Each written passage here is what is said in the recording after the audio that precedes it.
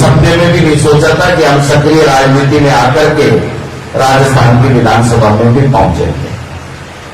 लेकिन डिलिमिटेशन हुआ,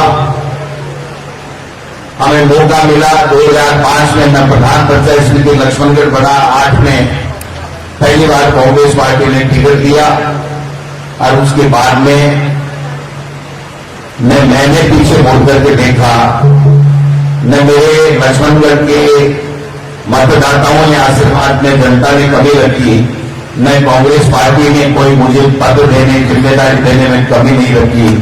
और इस राजनीतिक सफर में मुझे काफी अच्छे अच्छे साथी मिले, कोई बड़े भाई मिले, कोई छोटे भाई मिले। लेकिन जिस प्रकार का प्रेम, जिस प्रकार की शालीनता, जिस प्रकार का राजनीतिक सोच का व्यक्ति मेरा छोटा भाई प्रशांत मिला, मैं आप सबको धन्यवाद देना चाहता हूं कि ऐसे युवा साथी को जो हमारा सबसे प्रिय है, इसको आपने आगे बढ़ा करके एक बहुत अच्छा काम किया है। जो प्यार और आशीर्वाद इसके प्रशांत जी के प्रति आपका है, मैं समझता हूं कि नेता वही सफल होता है जिसने कार्यकर्ताओं का दिल जीत लिया। और आज इस मौके के ऊपर मैं कह सकता हूं कि प्रशांत भाई ने आपका दिल जीता है, आपके दिलों में राज करता है और आप उसको आशीर्वाद और प्यार इसी तरह देते रहे। ये मैं आपसे गुजारिश करने के लिए यहां पर आज हुआ। चुनाव आते रहते हैं, जीतते भी हैं, हारते भी हैं, लेकिन जो जमीन से जुड़ करके लोगों को प्यार करता है, जो लोगों को नाम से पहचानता है, इज्जत देता है, मैं समझता हूं वही नेता अपने जीवन में सफल होता है। मैं देख रहा था जब से गाड़ी में बैठा, कम से कम 101 जगह से ज्यादा स्वागत इस आपके इलाके में मेरा हुआ होगा। इतना तो मेरे लक्ष्मणगढ़ में भी नहीं हुआ होगा भाई। जिताया तो जरूर उन्होंने मुझे, लेकिन मेरे यहां इस तरीके से एक जुनून के रूप में प्यार करके जो आपके यहां पर आशीर्वाद देते हैं, और जो मैंने देखा, मैं आश्चर्यचकित हो गया जब गाड़ी में बैठे बैठे जो भी व्यक्ति दिख रहा है उसका नाम लेके मेरा भाई पुकार रहा है कि आजा पवन, आजा राजू, आजा फलाने। अरे वाह भाई, क्या कमाल किया है आपने, वास्तव में लोगों को दिल से जोड़ने का काम किया। आप समझ सकते हैं कि हम उस कांग्रेस पार्टी के सच्चे सिपाही हैं, इस कांग्रेस पार्टी के जिसका 125 साल का इतिहास है, और जिस कांग्रेस पार्टी ने देश को आजादी से लेकर के जो आज हम भारत जिसको देख रहे हैं, आधुनिक भारत, विकसित भारत, वो सब में बहुत बड़ा योगदान हमारे कांग्रेस पार्टी के महान नेताओं का है। उनका समर्पण, उनकी त्याग, उनकी तपस्या, उनकी शहादत सब मिलकर के आज ये देश बना है। और मैं समझता हूं कि अगर हम कांग्रेस के इतिहास के ऊपर या कांग्रेस के नेताओं के इतिहास के ऊपर अगर हम नजर डालेंगे तो हमें दिखेगा कि जब तक ये जो आजादी से पहले से लेकर के आजादी के बाद तक जितना भी जो कुछ डेवलपमेंट देश में या विकास या जो विश्व में भारत का स्थान अगर हम देख रहे हैं, तो उसमें कांग्रेस का बहुत बड़ा योगदान रहा है। और कांग्रेस को स्थापित करने में, उसको ऊंचाइयां देने में आप सब लोगों का हमेशा आशीर्वाद रहा है। आपके पूर्वजों, चाहे आप सब लोग हों, आपने सबने हमेशा कांग्रेस को प्यार किया।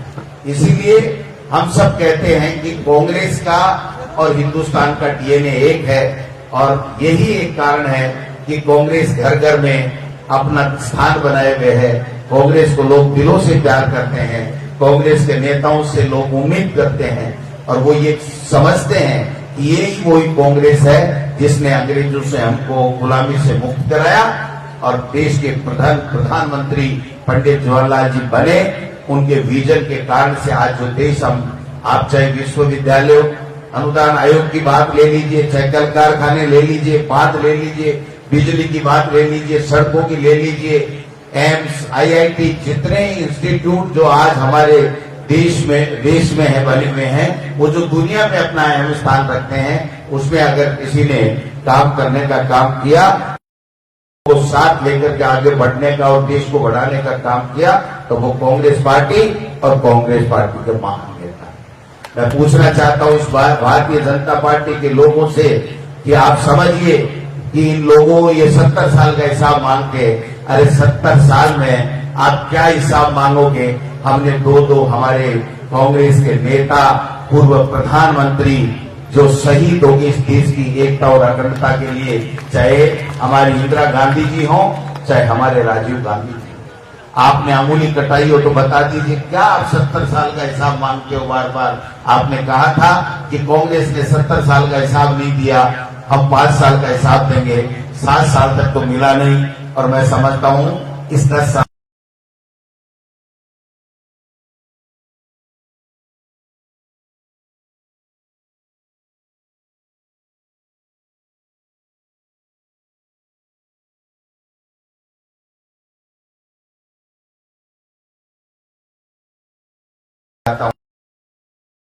अगर 18 साल के युवा को वोट देने का अधिकार अगर किसी ने दिया तो हमारे नेता राजीव गांधी जी थे। अगर महिलाओं के लिए आरक्षण देने का कोई काम किया तो वो हमारे राजीव गांधी जी। ये जो आईटी का आज हम प्रयोग कर रहे हैं, मोबाइल, इंटरनेट और कंप्यूटर युग, ये अगर किसी ने दिया तो हमारे राजीव गांधी जी। अगर गांव से कोई योजनाएं बनाने की बात हो ग्राम पंचायत के माध्यम से और उसको गांव के विकास में लागू करने की बात हो, अगर ये कॉन्सेप्ट किसी ने दिया, ये योजना अगर किसी ने बनाई तो वो राजीव गांधी जी थे।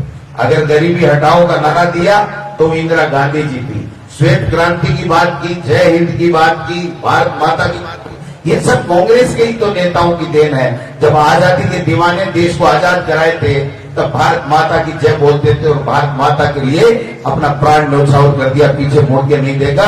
तब न तो ये आरएसएस था, न ये भारतीय जनता पार्टी थी, ये तो कल परसों बन भी है। देश की आजादी में इनका योगदान क्या, हमसे क्या पूछते हैं, क्या सवाल पूछते हैं। आप देखिए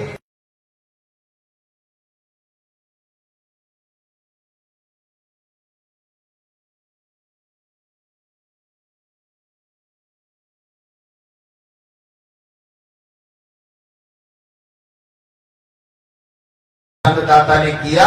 और आप समझ सकते हैं कि जब यूपीए सरकार आई तो एक से बढ़कर के एक कांग्रेस पार्टी ने योजनाएं लाकर के इस देश में दी। मजदूर को मजदूरी का अधिकार दिया, काम करने का अधिकार दिया, कानून बना करके। मनरेगा कौन लेकर के आया, सूचना का अधिकार, जिससे भ्रष्टाचार समाप्त हो, इसके लिए सूचना का अधिकार कौन लेकर के आया। राइट टू एजुकेशन, अनिवार्य शिक्षा का कानून कौन लेकर के आया, यूपीए सरकार लेकर के आए। खाद्य सुरक्षा गारंटी अधिनियम कौन लेकर के आए, जिससे 70-72% जनता को खाद्य सामग्री मिलती है। 2 रुपए 1 रुपए किलो गेहूं में, ये 2 रुपए में गेहूं मिलते हैं। ये किसकी देन है, ये कांग्रेस पार्टी की, यूपीए सरकार की, सोनिया गांधी जी की देन है, ये नरेंद्र मोदी जी की देन है। भूमि अधिग्रहण कानून अगर सर्वसम्मति से किसान के हित में बनाने का काम किया तो किसने किया, यूपीए सरकार, राहुल गांधी, सोनिया गांधी और मनमोहन सिंह जी ने किया। और आपने वादा किया था, किसान की कमर तोड़ दी, 15 महीने तक खून के आंसू रुला करके सड़कों पे सोने के लिए मजबूर किया। यही आपकी किसान की आमदनी दोगुनी करने का फार्मूला था क्या। आपने कहा 1 करोड़ 2 करोड़ लोगों को मैं 1 साल में नौकरी दूंगा। कायदे से 16 करोड़ लोग नौकरी लग जाने चाहिए थे, लेकिन नौकरी तो छोड़िए, जो कोरोना आया उसमें लोगों का रोजगार चला गया, मजदूरी चली गई, लोग भूखे मरने की नौबत आ गई, लोगों के स्वास्थ्य की चिंता आपने की नहीं। आपने कहा था किसान की आमदनी दुगुनी करेंगे, दुगुनी छोड़ के आधी करने का काम किया। आप न रोजगार दे पाए, न महंगाई कर पाए, न महिलाओं का उत्थान कर पाए, कोई काम नहीं कर पाए। और फिर बढ़ चढ़ करके कहते हैं भारत माता काम करता है, वो भारत माता का सबूत है, वो भारत माता की जय बोलता है। इस भारतीय जनता पार्टी का पैटर्न नहीं है भारत माता की जय।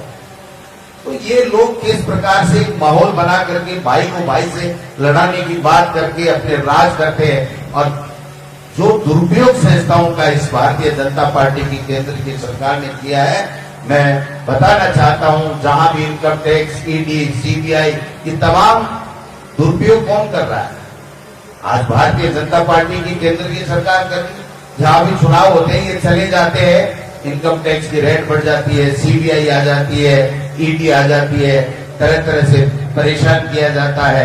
हर बात को लेकर के नॉन इश्यू को इश्यू बनाने का काम ये लोग बात कर रहे हैं, जबकि देश में इनको सत्ता दी थी तब इन्होंने जो वादे छुड़ा दिए क्या पाकिस्तान के छक्के, छुड़ा दिए क्या आपने चाइना के छक्के। अब चाइना ने हमारी जमीन के ऊपर कब्जा कर लिया, मोदी जी कोई बोलने के लिए तैयार नहीं है। इसलिए मैं निवेदन करना चाहता हूं कि इस विपरीत परिस्थितियों में इनको समझना पड़ेगा, हमारे कार्यकर्ताओं को सोच समझ करके और जनता के बीच में जाना पड़ेगा और जनता को समझाना पड़ेगा कि ये किस तरीके के लोग हैं, इनकी कथनी और करनी में फर्क है।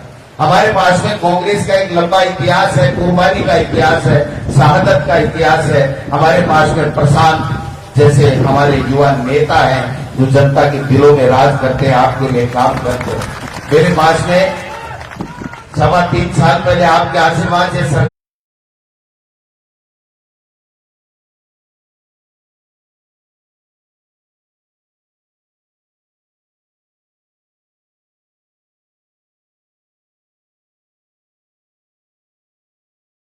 सड़कों की शुरुआत की, गुड गवर्नेंस दिया, बहुत अच्छे तरीके से आपने देखा होगा, कोरोना मैनेजमेंट किया, लोगों की जान बचाई। और जब इससे पिछले वाला बजट आया तो भारतीय जनता पार्टी के लोग कहने लगे ये तो मध्यावधि चुनाव की तैयारी कर रहे हैं, इतना अच्छा बजट लागू हो ही नहीं सकता। और जब लागू हुआ तो आज तक के इतिहास में 31 दिसंबर को कोई भी साल का जो बजट होता है उसका 20, 22 और 26, 28% खर्चा होता है, लेकिन पिछले बजट का अब की बार 31 दिसंबर को देखा तो 78% का खर्चा बुक हो चुका था। ये हमारे सरकार की गुड गवर्नेंस और अच्छे कामों की एक जीता जागता नमूना। अब की बार जब बजट आया और जब कर्मचारियों के लिए ओपीएस की स्कीम लागू कर दी, किसानों के लिए अलग से,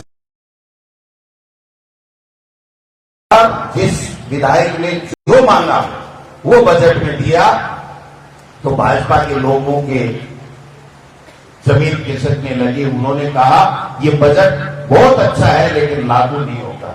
आपको सुपना आ गया क्या लागू नहीं होगा?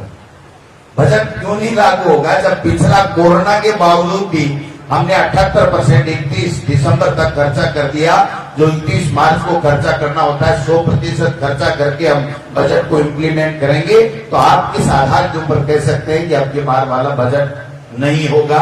मैं निवेदन करना चाहता हूं, जब इतनी अच्छी सरकार इतना अच्छा काम कर रही है, प्रशांत भाई का जब हमने देखा तो मैंने पूछा भाई कोई 2-4 काम बताओ आपने कराए। बोले भाई साहब सैकड़ों है, मैं कितना बताऊं जो मेरे जनता ने 3 कॉलेज दे दी, जो 5। अब बताओ क्या करोगे? 70 साल में 5 नहीं हुई और इस भाई ने 3 साल में करके दिखा दिया। आप बताओ, गर्ल्स कॉलेज भी ले रहे हैं, पीपलू में भी हो गया, दंतवास में भी हो गया, एग्रीकल्चर हो गया, एग्रो पार्क शेरपुरा में हो रहा है, हाउसिंग बोर्ड का हमने अभी देखा, सड़कें बन रही हैं, स्कूल अपग्रेड हो रहे हैं, बिजली, पानी, चिकित्सा, स्वास्थ्य, सड़क, कमी क्या रखती है तो बताओ। और मेरे साथ तो कोई कमी नहीं रखी, मेरा तो आज तक स्वागत नहीं हुआ, वैसा शानदार स्वागत करा गया।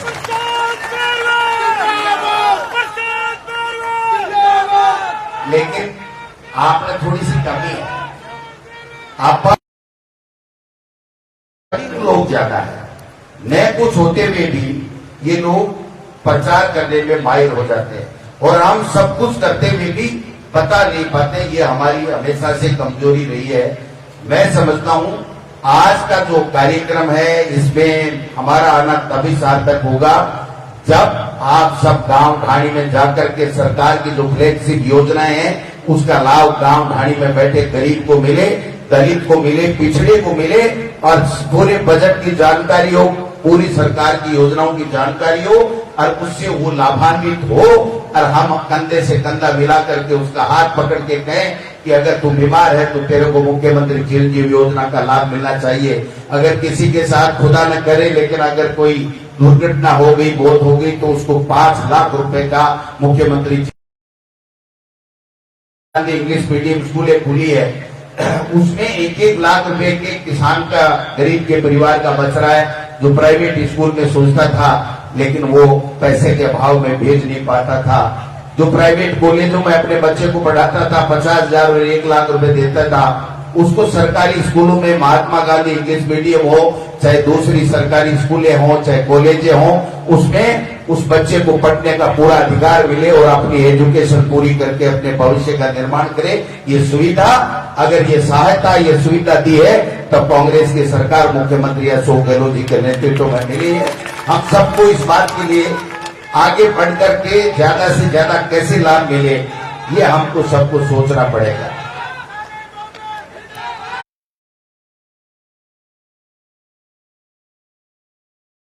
दोनों 2008 से 13 में एक साथ राजस्थान की सरकार में थे और साले मोहम्मद जी के इलाके में मैं जाके आया हूं, इनका डंका पूछता है वहां पर, और इतना काम करा रखा है इन्होंने, इतना काम करा रखा है। ये तो वैसे भी धर्मगुरु है भाई, लेकिन इनका पूरे इलाके के अंदर इनका नाम बोलता है, इनका काम बोलता है। तो सारे मोहम्मद जी के भी मैं जाके आया, आपके जिले के प्रभारी है, तो इससे बढ़िया और क्या बात हो सकता है। ये गंगा जमुनी तहवीज है हमारी, जिसमें हिंदू, मुस्लिम, सिख, ईसाई हम सब मिलकर के काम करते हैं। इस भारतीय जनता पार्टी को अगर कोई जवाब दे सकता है तो वो कांग्रेस का नेता, कांग्रेस का कार्यकर्ता राहुल गांधी जी जिस प्रकार से जो वादे किए थे वो पूरे नहीं किए। आपको प्रशांत जैसा नेता मिला है, यहाँ पर युवा साथी मिला है जो सबके दिलों पे राज करता है, जो सबको साथ लेकर के चलता है। ऐसे लोगों को आगे बढ़ाने की आवश्यकता है। मैं तो एक किसान परिवार से आता हूँ, मेरे जैसे व्यक्ति को इस कांग्रेस पार्टी ने इतना कुछ दिया इतने शॉर्ट समय में कि मैंने जिंदगी में सोचा भी नहीं था किसी को इतना मिल भी सकता है क्या, जो मुझे इस कांग्रेस पार्टी ने दिया है। प्रधान बनाया, एमएलए बनाया, जिलाध्यक्ष बनाया, मुख्य सचेतक बनाया, पार्टी का प्रदेश में उपाध्यक्ष बनाया और आज प्रदेश के अध्यक्ष का दायित्व दे रखा है और शिक्षा मंत्री बनाया। इससे ज्यादा क्या बनना था, क्या बन सकता है आदमी, आप बताइए। 15 साल के इतिहास में इतना कुछ दे दिया।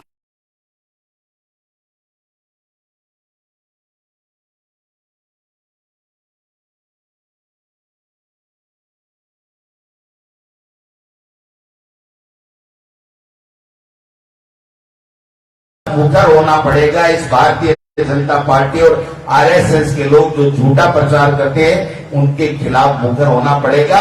अगर किसान की, दलित की, गरीब की कोई पार्टी, माइनॉरिटी की कोई पार्टी, इन लोगों की, छोटे व्यापारियों की अगर कोई पार्टी, महिलाओं के उत्थान की कोई पार्टी है तो वो कांग्रेस पार्टी है। भारतीय जनता पार्टी कभी भी नहीं हो सकती। अडानी और अंबानी और कुछ चंद उद्योगपति मित्रों की पार्टी हो सकती है, हमारी कभी भी वो पार्टी नहीं हो सकती। पहले भारतीय जनता पार्टी के लिए कहा जाता था व्यापारियों की पार्टी है, लेकिन आज तो जब नगर पालिका के चुनाव हुए तो राजस्थान में 80% नगर पालिकाओं में जो छोटे व्यापारी रहते हैं उन्होंने हमारा साथ दिया और ये कहा कि कांग्रेस पार्टी है जो सबका विकास करती है, सबको।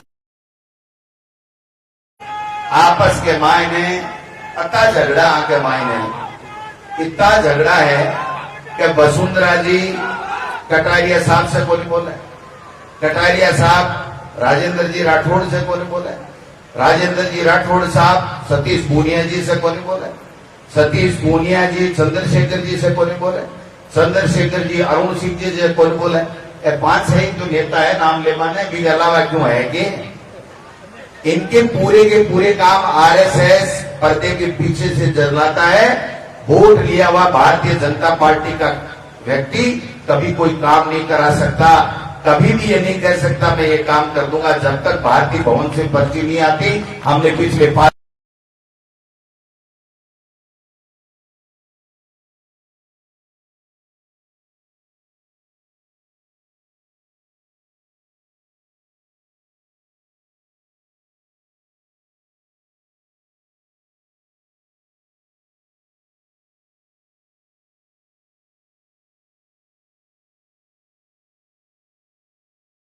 काम लेकर के आए, कौन सी ऐसा योजना प्रोजेक्ट लेकर के इस राजस्थान के लिए आए। 25 में से 25 और 3 मंत्री, गजेंद्र सिंह जी जल संसाधन मंत्री हैं, खूटी कोड़ी लाए तो बताओ। पानी में 50% केंद्र देगा, 50 स्टेट देगा। अरे भाई जब मनमोहन सिंह जी थे तो 80% केंद्र देता था और 20% स्टेट को देना पड़ता था। आज जब वहां पर 25 में से 25 सांसद चले गए, उसके बावजूद भी 50% अब इतने बड़े भूभाग में 50% पैसा राजस्थान की सरकार घर घर नल देने में खर्च कर सकती है क्या, आप बताओ। तो इनका काम देने का नहीं है, काम कराने की नीयत नहीं है, केवल दुष्प्रचार वहां बैठे बैठे करना, डराना, झूठी बात करना, मन की बात करना।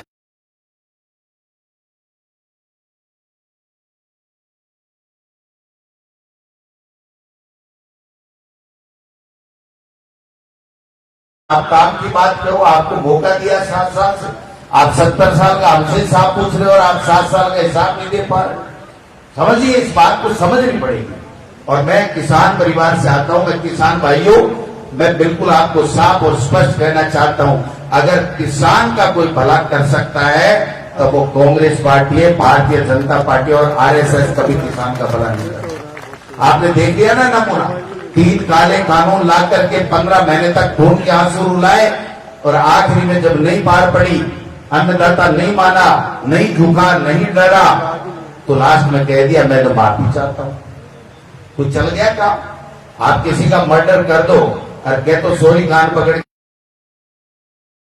तरह की पोशाकें चेंज करके जिस प्रकार से देश में माहौल बना रखा है, हिंदू, मुस्लिम, सिख, ईसाई, इनका भाईचारा समाप्त करने पे तुले हुए हैं। ये संवैधानिक संस्थाओं का दुरुपयोग करने की काम करने वाले लोगों से सावधान रहने की आवश्यकता है। और आपका ये लाडला है ना प्रसाद, ये जितना ऊपर से सुंदर दिख रहा है, इसका दिल भी उतना ही सुंदर है।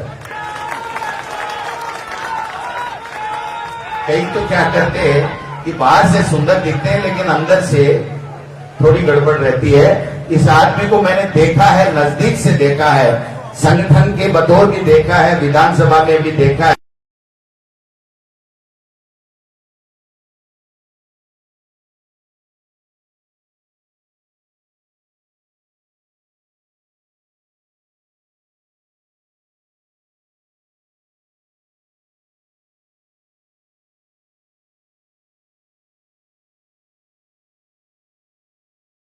सरकार बनी है, जिसके खून पसीने से ये सरकार बनी है, एक कांग्रेस का कार्यकर्ता होने के नाते मैं आपको ये कहना चाहता हूं, आपका काम प्रशांत भाई कराएगा, आपका काम साले मोहम्मद जी प्रभारी मंत्री के रूप में करेंगे। और अगर कोई काम अटक गया तो आप आ जाना, इन दोनों भाइयों को साथ लेकर के मुख्यमंत्री जी से आपका हर वो काम कराऊंगा जो वाजिब होगा। ये मैं आपसे निवेदन करने के लिए आपके बीच में हम सब मिलकर के मुकाबला करेंगे इन लोगों का। आप बताइए, एक बात हो तो बताऊं, मैं 1000 बात बता सकता हूं। मैं थोड़ा सा 2-3 दिन कोटा 12 गया हुआ था, अस्वस्थ भी था, लेकिन मेरे भाई का प्यार खींच लाया और जब यहां आया तो सारी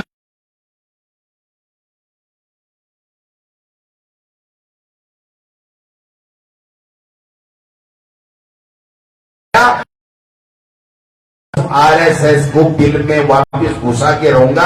मेरा नाम गोविंद सिंह डोटासरा, चिंता करने की जरूरत नहीं। इनसे भाजपा और आरएसएस वालों से डरने की कहीं आवश्यकता नहीं है। मेरे खिलाफ कई षड्यंत्र करते हैं, कई तरह के आरोप लगाते हैं। अरे आरोप से वो डरता है जो चोर होता है, जो साहूकार होता है, जिसमें दम होता है, जो लीडर होता है, वो किसान का बेटा इनके आरोपों से, झूठे आरोपों से कभी नहीं डरता। मैं परवाह नहीं करता इनकी।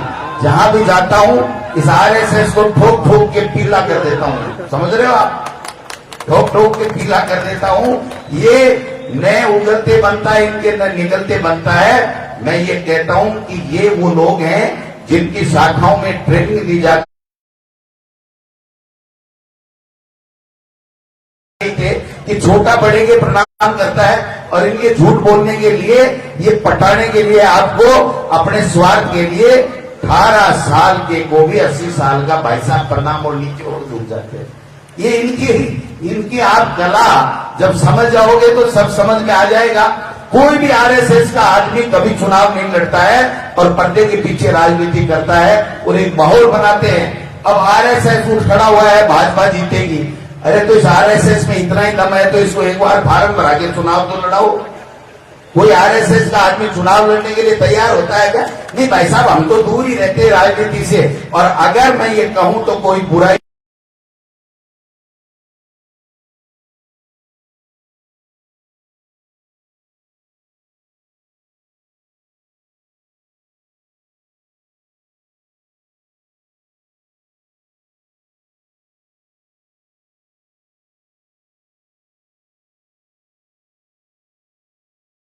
के स्वयंस्वरूप है और उसको प्रणाम भी करते हैं और उसका काम करना पड़ता है। मैंने राजस्थान के विधानसभा में पिछले 5 साल इनके मंत्रियों की आरएसएस के लोगों के द्वारा दुर्गति करते देखा है। जब आपको पता होगा कि इन्होंने मंदिर, ये जो धर्म की बात करते हैं ना, हिंदू धर्म की, और इन्होंने मंदिर जब ढाए थे, वसुंधरा जी मुख्यमंत्री थी, तो जब मंदिर 370 के लगभग मंदिर इन्होंने तोड़े थे, तो आरएसएस ने मुख्यमंत्री और मंत्रियों की क्लास लगा करके इनको धमकाने का काम किया था।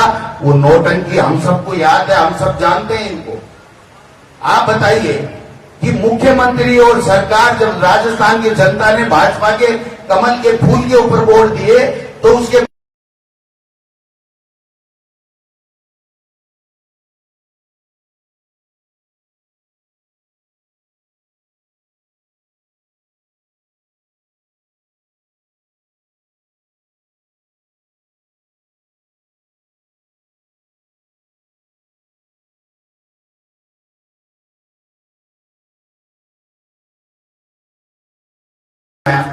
आपके बीच में हाजिर हुआ।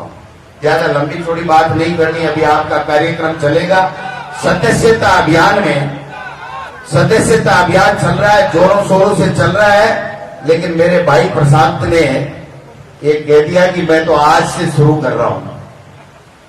तो भाई प्रसाद ने कह दिया तो मैं दिल्ली एआईसीसी से आज आग्रह करूंगा कि इसको 10-15 दिन बढ़ा दो, नहीं तो आप शुरुआत कर रहा है तो मेरा भाई भी तो 1 नंबर पे रहना चाहिए। जब विकास के काम में 1 नंबर है, आपसे प्यार मोहब्बत में 1 नंबर है, तो सदस्यता अभियान में भी 1 नंबर रहे। इसके लिए मैं आग्रह करूंगा हमारी नेता सोनिया गांधी जी, राहुल गांधी जी, मधुसूदन मिस्त्री जी से।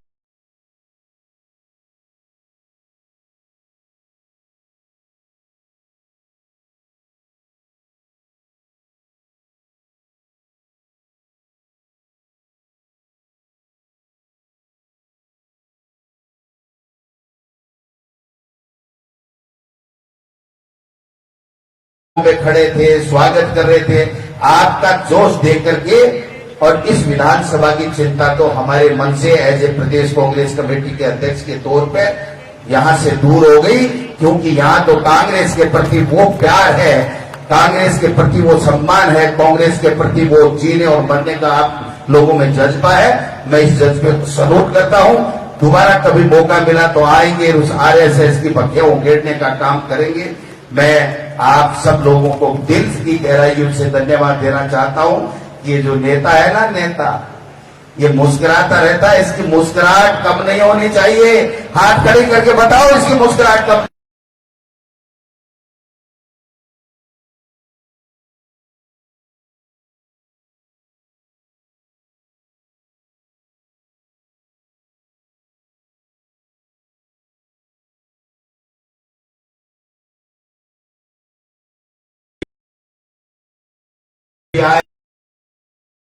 और महेश जी भी मुस्कुराते ही रहते हैं, कभी मैंने उदास नहीं देखा। महेश जी भी आए हैं, तो सब लोग, तमाम नेता, हमारी ज्योति खंडेलवाल जी भी आए हैं, महेंद्र खेड़ी जी भी आए हैं, और सारे नेता हैं।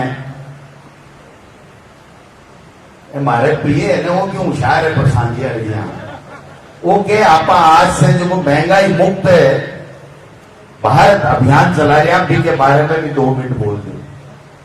बाकी रहेगी आरएसएस बीजेपी का कपड़ा फाड़ दो, बाकी रखो, बाकी तो छोड़ बांध दो, बाकी में छोड़।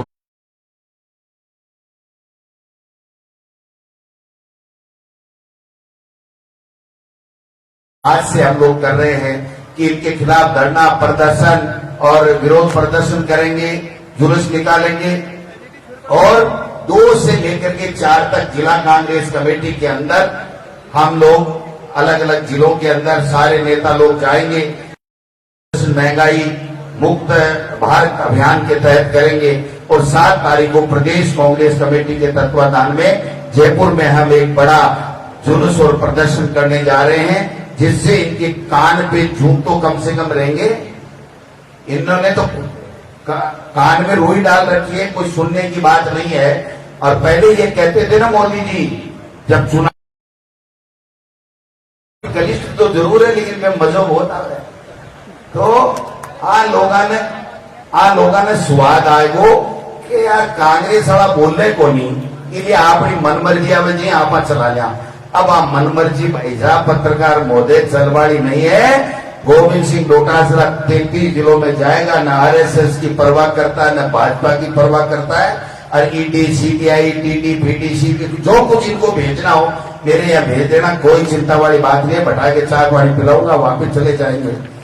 तो मैं तो इतना ही निवेदन करना चाहता हूं कि आप सब लोगों को मजबूती के साथ सदस्यता अभियान में गति देनी है। आपको मैं उम्मीद करता हूं कि एआईसीसी हमारी बात को रखे।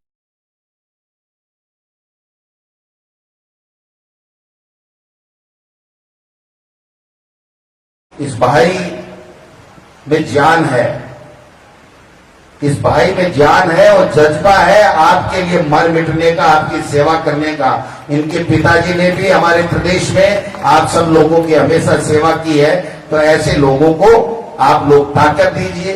एक ताकत के साथ में आप इनके कंधे से कंधे मिला करके इलाके का विकास कराने में कोई कोर कसर नहीं छोड़े। और आपके जो भी काम है हम सब मिलकर के ये जो मंच बैठा है ना, कोई काम बाकी नहीं रहने देंगे, कोई काम बाकी नहीं रहने देंगे। इन्हीं शब्दों के साथ आपने हमारा इतना स्वागत किया, इतना ढोल धमाके। मैं तो शादी में तो 3 तूता आया, अभी के बाद में मैं तो यहाँ को स्वागत समारोह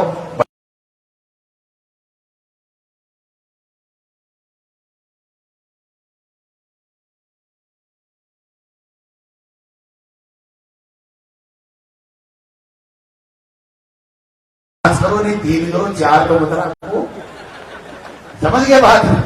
तो आज तो जिस गाजे बाजे से, जिस जोश से स्वागत किया, मैं बिल्कुल दिल की गहराइयों से आपका धन्यवाद कहना चाहता हूं। ऐसे कांग्रेस के कार्यकर्ता, ऐसे लोग जिनकी वजह से हम आज जिस स्थिति में हैं, हमारा सबका ध्येय होना चाहिए कि हम लोग 2023 में पुनः कांग्रेस की राजस्थान में सरकार बनाए और 2024 में इस मोदी का सूपड़ा साफ करके इसको झोला लेकर के और कहीं जंगलों में भेजे। ये प्रण लेकर के हम यहां से आज जाएंगे। आप सबने सम्मान दिया, सत्कार किया, इसके लिए बहुत बहुत धन्यवाद। मुझे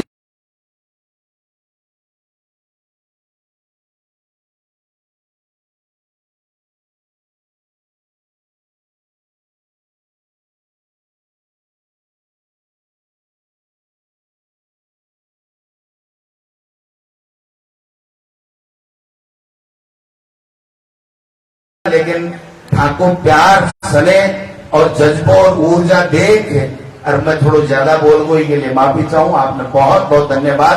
जय हिंद, जय भारत। बहुत बहुत धन्यवाद अध्यक्ष महोदय, आभार, अभिनंदन। निश्चित रूप से आज आपने इस मंच से हमारे लोकप्रिय विधायक का जो